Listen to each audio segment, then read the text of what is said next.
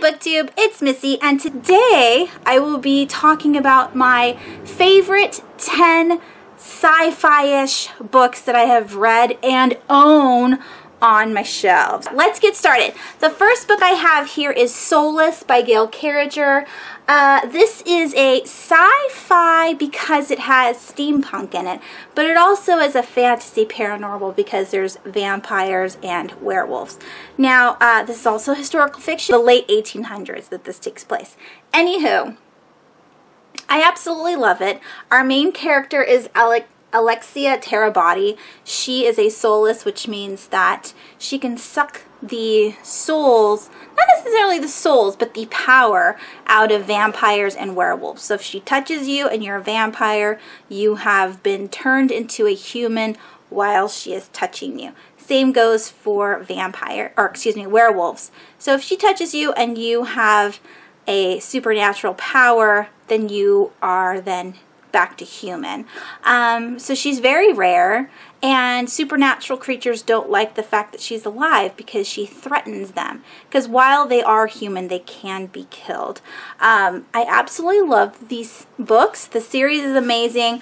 Yeah, Gail Carriger is awesome at writing a story. The next book I want to talk about is Fuzzy Nation by John Scalzi. Now, John Scalzi took the already made Fuzzy Nation theme written by H. Beam Piper, and he wrote Little Fuzzy. So John Scalzi just, continued on with the already made history of the Fuzzies. So they're these little cat monkey creatures that are super cute, but they're also highly intelligent. And our main character, Jack Halloway, works for a company where they mine resources from all these different planets. Jack finds out that there is these fuzzies that are living in his habitat, like where his treehouse is, and he lets his superiors know about it, but instead of keeping to the rules and trying to save these sentient creatures, they want to kill them off. So that's the whole thing that's going on in this book. I really, really liked it. It's a standalone, so if you are interested in John Scalzi and you'd like to read a single book that he has written, maybe you might like this one. It's not so heavily into sci-fi.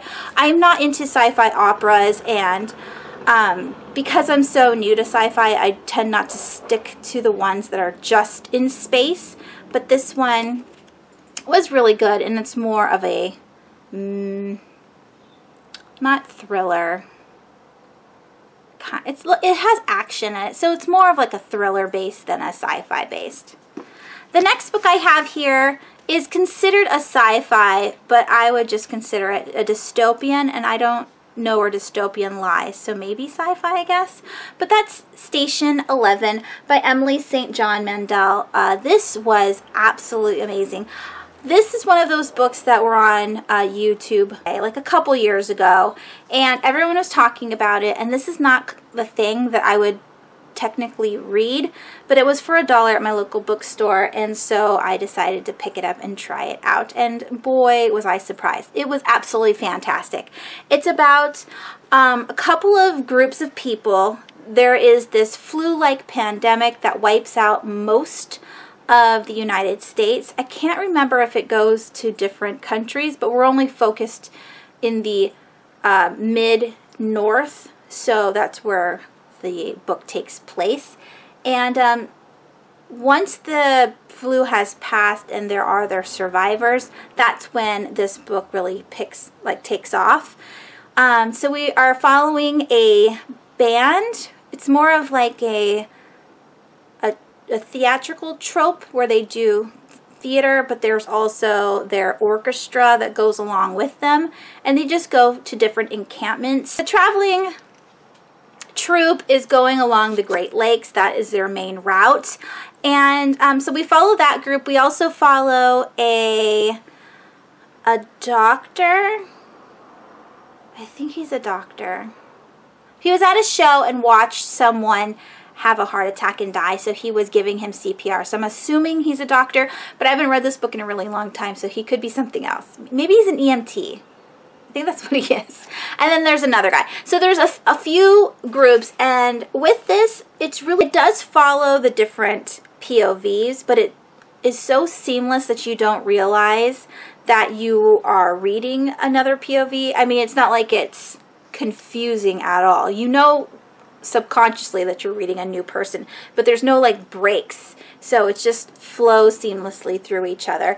And it's just so good. So much things happen in this book. And I don't want to give anything away. So just know that it's a post-apocalyptic, that we're following 3 different POVs, that they're all trying to get by in this new world, and that there is an antagonist that will keep them from doing what they want. So they have to defeat the antagonist. Really good. The next sci-fi is The Martian by Andy Weir. As you can see, I am currently reading it to my kids, and so that's why there's a bookmark. This will be the 3rd time I've read this book. I love it so much. I love the movie. This is definitely sci-fi. It's more, well, it's sci-fi, but it's survival. We have Mark Watney as the main character. He is left on Mars, and he has to survive for the next 4 years, or until he can be rescued. Amazing. I love it, love it, love it. So, so good. I know people, it's like a mixed bag. Some people don't like the heavy sci-fi portion of it, where he's talking as an astronaut about all the technical aspects of being an astronaut and math and all this other sciencey things. I really enjoyed that part, so that wasn't a con for me. The next sci-fi I have here is Ready Player One. This is all about virtual reality in a future where we have been pretty much wiped out. Like, all of our resources, all of our plant life and everything is gone, and we just want to escape, and we escape through virtual reality. This is about a boy who has to find these Easter eggs because the person who owns the virtual reality company has just died, and he has left his entire fortune along with the rights to the video game to one person that wins his ultimate egg hunt. And they have to find 3 eggs, and whoever, like I said, whoever wins the entire contest gets all of his money. So we have Wade Watts, and then we have the antagonist, which is the IOI. They're a big conglomerate, mega corporation. So it's like the underdogs versus this entire corporation that has infinite money, infinite people, and so forth. And they're battling it out to the death to see who wins all of that. One of the big reasons why I like this book so much is because it's set in the future, but all of it's referenced to the 80s, and I'm an 80s kid, so I really enjoyed that aspect. And it's about video games, and I love playing video games. So very good, absolutely loved. And then I have another John Scalzi. Now, I haven't read enough sci-fi to really know what authors I should be looking for, and because I really enjoy John Scalzi, I've continued to pick up more of his works, and he writes in the sci-fi genre. So 3 of these books are John Scalzi. The next one is Red Shirts. This one was so funny. I'm not a Trekkie, and I have seen Star Trek growing up. I've seen like many of the different series, but not the entire storyline for each series. So I wasn't familiar with the term Red Shirts, but it is a very funny standalone. So it's about a bunch of people that work on a spaceship, and they come to realize that the people that wear the red shirts are the ones that actually die in reality. So they feel like they're on a movie set, and they want to get to the bottom of it. So the main character recruits like all these other people in his conspiracy. He's like, I think we're part of a movie set. And they're like, you're crazy. This is real life. What are you talking about? He goes, why are we always dying? The people in the yellow never die. It's only the people in the red shirts. And so they're starting to figure it out. So funny. I listened to this on audio. It's narrated by Will Wheaton. All of the John Scalzi books that are narrated by Will Wheaton, I have picked up and listened to. I just really like his voice. So yeah, this was really funny. And if you, again, are new to sci-fi, John Scalzi's great because he writes very in a contemporary style, but it's set in a sci-fi world. So really enjoyed that one. And then this is the last John Scalzi, I promise. This is Lock-In, and I talked about this book a few days ago. This is about a detective who has to figure out what's going on with this major company. This is a mystery thriller, sci-fi. Not only is our main character a detective, but he's also a lock-in patient. There was a flu-like epidemic that wiped out a lot of the people, not necessarily killing them, but locking them into their bodies so only their brains are working. Their brains are then programmed to a robot that goes along and does their daily routine, work, shopping, all of that.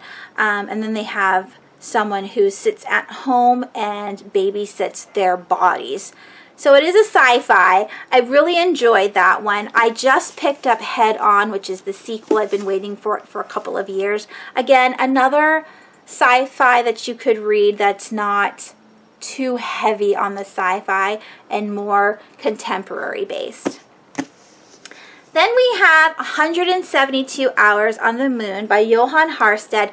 Yes, this was part of my my recommended horror reads because this is a horror, but it's also set on the moon, so it's also a sci-fi. It's about a group of teens that are selected from a contest to go to the moon to help bring NASA back to the masses. NASA has been in decline. Nobody really cares about the space program anymore, and so they NASA decides to host a contest where all these different teenagers have to write an essay on why they want to be a part of this teen mission. They all go to the moon and all hell breaks loose. Very, very scary read, but also cool because, again, sci-fi set on the moon. My favorite genre is sci-fi horror. I mean, so good. All right, two more. The next one I have here is Grasshopper Jungle by Andrew Smith. This is a sci-fi because it has to do with like radioactive grasshoppers. So scientifically, they have been altered to become humongous. So they're like life-size or, you know, human-sized grasshoppers that walk around. This is also LGBT, and it's about two friends that accidentally knock over these jars filled with radioactive grasshoppers, and so they're trying to escape and also rally in all of their friends and family so that they are safe and figure out how to destroy these grasshoppers. Lots of fun. If you like silly, immature male voice, this is the perfect book because it kept me laughing the whole time. And my very last sci-fi that I would like to share with you guys is the Illuminae files. This one is Gemini. The first one, which was Illuminae, if you can see that orange book there, that one I gave 4.5 stars. This one I gave 5 stars to. So these two books, along with Obsidian, wait, that's not the name, it's Obsidio? I think it's Obsidio. Anyways, this series is set in space. There is an asteroid that a whole bunch of people live on, and while they are working, there is an invasion of a major corporation that doesn't like the fact that they are illegally mining on this astronaut. They decide to wipe them out and take the resources for themselves. There are a bunch of escape ships that are then pursued by the bad people. And this whole thing is going on. There are fights and action, but also an AI that goes rogue and decides to wipe out so many people because they believe that is the right thing to do. They think they might have contaminants or a virus. So I would consider Illuminae to be sci-fi horror because of this rogue AI. I mean, thinking that not aliens, but robots can, you know, go against humans and attack, that's very scary in my opinion. This book, Gemini, is the sequel to Illuminae, and in this one, we stay on a ship, and it's about the crew on the ship being overtaken by that rogue bad company. So they're on a warp gate where all the ships go through. So their mission is to allow people to come in and out of the warp gate. But the bad company has come in and taken over the ship so that they have control of the warp gate. They don't want the surviving ships from that first attack to come through and be able to tell others. So this would be considered, for me personally, a sci-fi action. This is more action-based, whereas the other one was more horror-based. Really, really enjoyed this one. Let me know down below if you know any other, like, light or soft sci-fi. I do want to get into more sci-fi. I do have a bunch that I have purchased in the last few years that are just sitting on my shelves that really need to be read, like The Sleeping Giants. I think that's the title. I really want to read that one. And a few others. I do have more on my birthday bookshelves. But that's it. I just wanted to share my favorite sci-fis that I own personally on my shelves. Not what I've read in life, but just what I own with you guys. Let me know down below any other sci-fis that I should add to my collection, what you thought of the ones I have read, and if you like them as well.